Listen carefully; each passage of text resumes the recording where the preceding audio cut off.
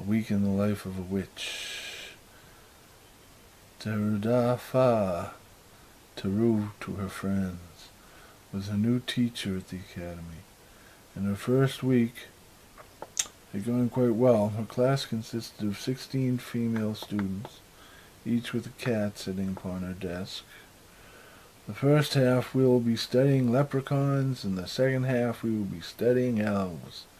And if we have time left over, we will study either the banshee or the troll, whichever one the class votes on studying. At night, most of the teaching staff would hang at the Blue Star nightclub, which is quite literally the only hot spot in town, where the single witches and warlocks go to meet up with other young witches and warlocks their own age. She'd already had a boyfriend, a young warlock named Tagut, who dripped conceit and vanity with every smack of his lips. What she saw in him none of her other friends could fathom. A rogue, they all thought rightly, who soon left her heartbroken. So she went to the cat lady, Atria, who said, "Welcome, Teru." "Hello, Atria. My mum says hi. We need to talk. I don't think this life is for me. Well, you must take Martina for me. I want to forget all about this life. I want to forget all about Tagut." "What? All because of love sickness? You would so easily throw away a lifetime of learning and study?" "Yes." "Well, that may be true, although I doubt it. But for now you have assumed a witch debt for this warlock of yours, and all debt must be paid." "What? Oh no," said Teru. "That was just in case he died or something. Then I would have to repay it, but short of that, he has to repay it. It's his debt, not mine," said Teru confidently. "Well, unfortunately, right now, you are the one with the job, so the debt is owed and must be repaid." And on such a sunny day, thunder and lightning could be heard from outside, and Terudafa took a giant step towards getting over her warlock. The cat lady mentioned the amount owed, and Terudafa said, "That will take me forever." "No, it won't," said the cat lady. "They are demanding repayment now." "What?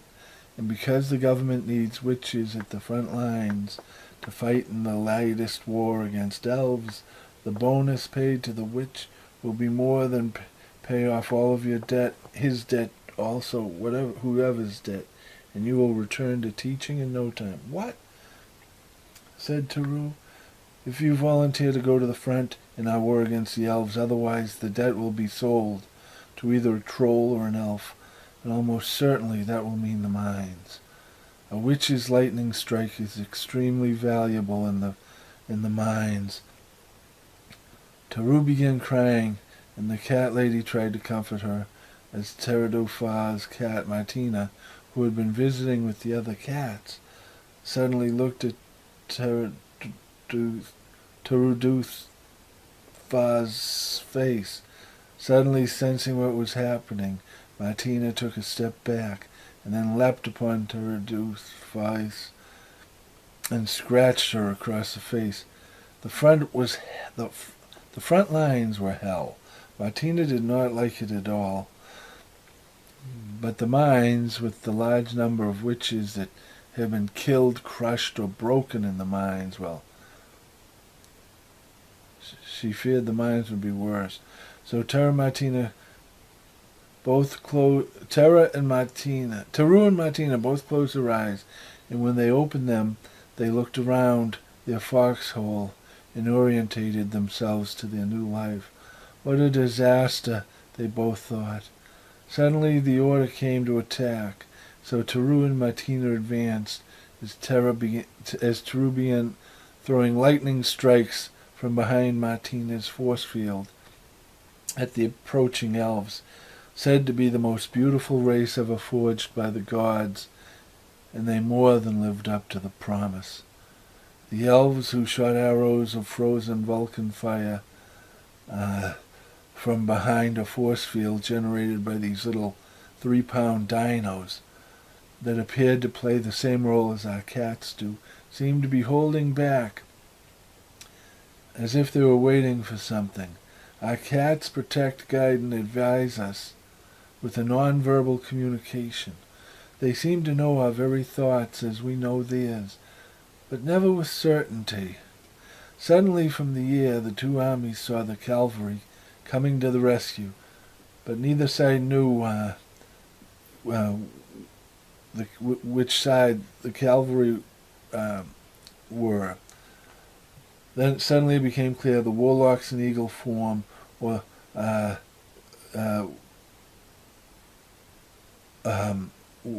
attacking the elves from the air, sending shark waves with their mighty wings, disrupting and upending the elves.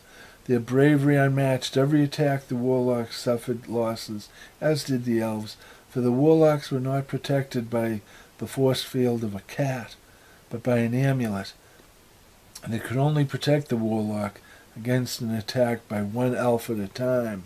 So the elves have learned to focus their attacks upon the warlocks. They were less successful against the witches, except in the case of blindness.